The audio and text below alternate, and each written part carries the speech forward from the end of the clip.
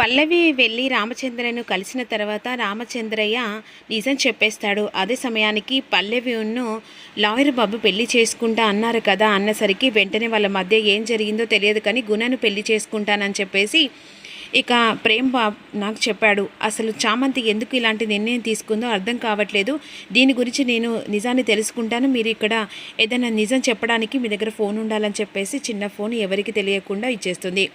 అదే సమయానికి నా కూతురు ఇలాంటి నిర్ణయం ఎందుకు తీసుకుందని చెప్పేసి ఈ విధంగా అనుకుంటున్న సమయంలో రామాదేవి చామంతి దగ్గరకు వచ్చి, అసలు ఆ రోజు ఆ గుణ నీ మెడలో 3 ముళ్ళు వేస్తే సరిపోయేది, కానీ వాడొచ్చి ఇక ఎలాగైనా తనకిష్టం లేని పెళ్ళి ఎలా చేస్తారో చట్టరీత్యా నేరం అని చెప్పేసి అన్నారు. కానీ ఇప్పుడు మాత్రం నువ్వు ఎలాగైనా గుణను పెళ్లి చేసుకోక తప్పదు చామంతి. ఒకవేళ పెళ్లి చేసుకోనని చెప్పేసి నువ్వు నాకు ఇక లేనిపోని కహానీలు చెప్తే ఆ తర్వాత మీ తండ్రి ప్రాణాలు ఇక హరియో హరి అని చెప్పేసి అంటుండగా ఈలోపు వెంటనే అసలు నా కూతురు ఇలా ఎందుకు చేస్తుంది, వాడిని పెళ్లి చేసుకోవడం ఏంటి, ఆ త్రిపాఠి కొడుకు ఇక త్రిపాఠిగాడు చాలా మోసగాళ్ళు అని చెప్పేసి ఈ విధంగా ఇక చామంతికి ఫోన్ చేస్తుంది. అమ్మ చామంతి ఎలా ఉన్నావమ్మా అని అంటుండగా స్పీకర్ పెట్టని రమాదేవి అంటుంది. ఏందమ్మా, ఇక నాకు విషయం తెలిసింది, నువ్వు లాయర్ బాబును పెళ్లి చేసుకుంటా అన్నావు కదా, మళ్ళీ పెళ్లి చేసుకోనని చెప్పేసి అంటున్నావేంటమ్మా అని విధంగా ఇక రామచంద్రయ్య ఫోన్లో అడుగుతుండగా, నిజం చెప్పు, గుణాన్ని పెళ్లి చేసుకుంటానని చెప్పేసి అని రమాదేవి అంటూ ఉంటుంది. ఇప్పుడు ఒకవేళ ఈ నిజం చెప్పకపోతే నాన్నను ఈ రమాదేవి ఏదైనా చేయగలదు. అవును నాన్న, నేను గుణాన్ని పెళ్లి చేసుకుంటానని చెప్పాను. ఇక ప్రేమ్ బాబుని అదే లాయర్ బాబుని పెళ్లి చేసుకోనానా. ఏందమ్మా అట్టా మాట్లాడుతున్నావు, నువ్వు తప్పుగా ఆలోచిస్తున్నావమ్మా. నా కూతురు ఎప్పుడూ కరెక్ట్ నిర్ణయం తీసుకుంటుంది అనుకున్నా, కానీ ఇటైందమ్మా ఇట్టా మాడుతున్నావు అనే విధంగా రామచంద్రయ్య అంటాడు. లేదు నాన్న, నిర్ణయం తీసేసుకున్నాను ఆల్రెడీ, పెళ్ళి కూడా గుణను చేసుకుంటా అనుకున్నాను. సరే నాన్న ఉంటానని కాల్ కట్ చేస్తుంది. ఈ మాట మీదనే నువ్వు ఖచ్చితంగా గుణను పెళ్లి చేసుకోవాలి. ఒకవేళ గుణను పెళ్లి చేసుకోనని చెప్పేసి అంటే మరుక్షణం జైల్లో ఉన్న రామచంద్రయ్య ప్రాణాలు ఇక ఎలా తీస్తానో కూడా ఎవరికి తెలియని ఊహించని ట్విస్ట్లో తీస్తానని చెప్పేసి ఇక ఈ విధంగా రమాదేవి బెదిరించిపోతుంది. ఇక మరోవైపు హర్షవర్ధన్ కిచెన్లోకి వస్తాడు. అదే సమయానికి చంద్రిక కాఫీ కావాలయ్యా అని చెప్పేసి అడుగుతుంది. లేదు చంద్రిక, నీతో మాట్లాడాలి అని చెప్పేసిన తర్వాత ఈలోపు వెంటనే ఇద్దరు కలిసి అలా బయటికి వెళ్తుండగా అదే సమయానికి ఇదేంటి వీళ్ళిద్దరు సపరేట్గా అలా బయటికి వెళ్తున్నారేంటి అని చెప్పేసి ఇక రోజు అనుమానంతో వాళ్ళ వెనకాల వెళ్తుంది. చంద్రిక, అసలు నీతో మాట్లాడదామంటే ఎప్పుడు వీలు పడట్లేదు అని అంటుండగా, ఎందుకండి నాతో ఏం మాట్లాడాలి? ఏం లేదు, చామంతి చూస్తే అలా ఉంది, ప్రేమ్ చూస్తే ఇలా ఉన్నారు.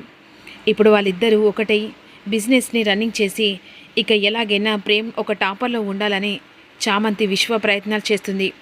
అలాంటి చామంతి ప్రేమ్కి సరిజోడని చెప్పేసి అనుకుంటున్నాను. అంటే నాకు ఎప్పటి నుంచో ప్రేమ్కి ఎవరు చేదోడు వాదోడు కాకుండా వాన్ని ఎలాగైనా కాళ్ళ కింద తొక్కాలని ఇంట్లో వాళ్ళే విశ్వ ప్రయత్నాలు చేస్తున్నారు. కానీ చామంతి మాత్రం ప్రేమ్కి సపోర్ట్ ఉంటూ తనని ఎలాగైనా ఒక రేంజ్లో తీసుకురావాలనుకుంటుంది. అలాంటి కోడలు ఎక్కడ దొరుకుతుంది? అయినా నా ఇంటి కోడలుగా ఇక ఎవ్వరికీ అర్హత లేదు, చామంతికి తప్ప అనేసరికి ఒక్కసారిగా రోజా షాక్ అయిపోతుంది. ఇదేంటి, చామంతి ఇంటి కోడలైతే నా జీవితం ఏం కావాలి? ఒకవేళ అది నిజాన్ని బయట పెడుతుంది, అప్పుడు అత్తయ్య నన్ను ఖచ్చితంగా రామచంద్ర కూతురని ఇక ఏకంగా ఈ పేరు కూడా లేకుండా మెడలు పట్టుకొని బయటికి గెట్టేస్తుంది అని జరిగిన ఇన్సిడెంట్స్ గుర్తు చేసుకొని ఉలిక్కి పడుతుంది. అమ్మో, ఒకవేళ ఇది ఇంటికి కోడలైతే ఆ తర్వాత నేను వేసే ఏ ప్లాన్ వర్కౌట్ కాదు, ఆధిపత్యం నా చేతికి కూడా రాదు అని అంటుండగా, అవును బాబు, మీరు ఎప్పుడూ అనుకుంటున్నారు, కానీ చామంతి ఎప్పుడైతే ఇంట్లో అడుగు పెట్టి ప్రేమ్కి సపోర్ట్ ఉందో అప్పటి నుంచే అనుకుంటున్నాను చామంతి ఇంటి కోడలైతే బాగుంటుందని. కానీ అమ్మగారికి ఇష్టం ఉందా ఇలాంటి విషయాలు? అసలు ఇంటి పని మనిషి చామంతిని చూస్తేనే ఆవిడ దూరంలో కోపంగా పెంచుకుంటుంది అమ్మగారు. అలాంటి అమ్మగారు చామంతిని ఎలాగైనా తనకి సపోర్ట్ లేకుండా చేయాలని చేస్తుంది. కానీ ఇప్పుడు ఏకంగా ప్రేమ్ బాబుకు భార్య అని చెప్పేసి అంటే ఒప్పుకోలేదు. ఎందుకు ఒప్పుకోదు? 49% ప్రేమ్ బాబు మీద రాస్తానన్నాను కదా, ఇప్పుడు ఆ 49% చామంతి మీద రాస్తాను అంటే నా ఇంటి కోడల పేరు మీద రాస్తానేసరికి రోజా షాక్ అయిపోతుంది. ఇదేంటి, అసలు ఈయన ఏం ఆలోచిస్తున్నాడో ఈయనకైనా అర్థమవుతుందా? అది పని మనిషిలా ఈ ఇంట్లో ఉండి ఆఖరికి ఇంటి కోడలు కావడమేంటి? అసలు ఈయన ఏం ఆలోచిస్తున్నాడు? అంతేకాకుండా ఈ చంద్రికతో మాటలేంటి అనే విధంగా ఇక రోజా ఇది చాలా సీరియస్గా ఆలోచించే విషయం. ఈ విషయం ఎలాగైనా అత్తయ్యకు చెప్పాలి. లేకుంటే వీళ్ళిద్దరి నిర్ణయంతో, ఖచ్చితంగా మామయ్య నిర్ణయంతో ఎవరు అడ్డంకి వేసినా కూడా వాళ్ళిద్దరి పెళ్లి చేసుకొని తీసుకొని వచ్చేదాకా కూడా ఇక ఆశ్చర్యపడాల్సిన అవసరం లేదని చెప్పేసి రమాదేవి దగ్గరికి అత్తయ్య అని చెప్పేసి రోజా పరుగులు తీసుకుంటూ వెళ్తుంది. ఏమైంది రోజా, అంత కంగారు పడిపోతున్నా? కొంపలు మునిగిపోతున్నాయి. ఏంటి? ఎవరి కొంపలు? అయ్యో, అక్కడ ఏం జరుగుతుందో తెలుసా? నీకు తెలియకుండానే మామయ్య పెద్ద నిర్ణయమే తీసుకున్నాడు. ఏంటి? హర్ష నిర్ణయం తీసుకున్నాడా? అవునత్తయ్య. అసలు 49% ప్రేమ్ ఒక బిజినెస్ మ్యాన్గా ఎదిగితే ఆ 49% ఎలాగైనా తన పేరిట రాస్తానని చెప్పేసి అన్నాడు కదా. ఇప్పుడు ఏకంగా చామంతి ప్రేమ్కి సపోర్టుగా ఉంటుంది. అలాంటి ప్రేమ్కి సపోర్టుగా ఉన్న చామంతి ఇంటి కోడలైతే ఎలా ఉంటుంది? ఎందుకంటే మంచి చెడు ప్రేమ్ గురించి ఆలోచించేది చామంతి మాత్రమే. తన ఇంటి కోడలైతే బాగుంటుంది.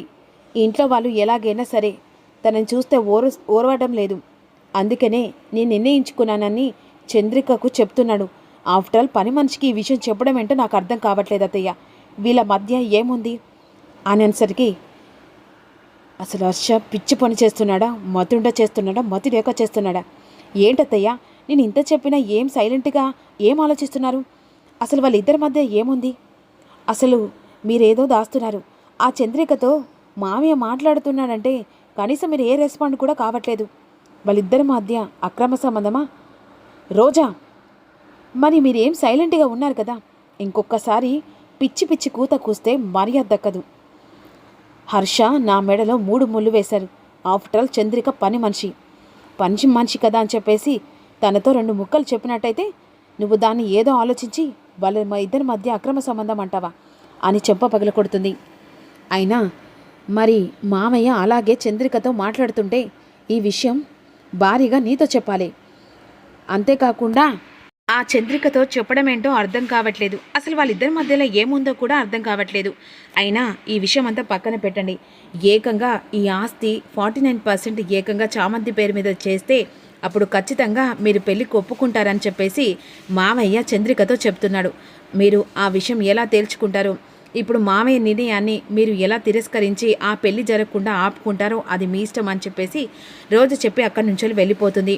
అసలు హర్షకు పిచ్చి పట్టిందా? ఆ చంద్రికతో మాటలేంటి? లేని అనుమానం ఈ రోజుకు మొదలైంది. ఖచ్చితంగా ఇది ఏదో ఆలోచన ప్రకారం మళ్ళీ తీగ పట్టుకుంటే డొంకంత కదిలినట్టుగా ఇది నిజాన్ని రాబడితే ఆ తర్వాత నా పరిస్థితి ఏంది, నా విలువేంది? అసలు అప్పుడు ఇది చేతిలో కీలుబొమ్మలా ఆడించుకుంటుంది. ఎలాగైనా సరే హర్షతో మాట్లాడాలని చెప్పేసి కోపంగా హర్షని గట్టిగా పిలుస్తుంది. ఇక అదే రూమ్లోకి వెళ్ళిన తర్వాత, ఏంటి రమాదేవి అంత కోపంగా ఉన్నావు? అసలు ఏం చేస్తున్నావు?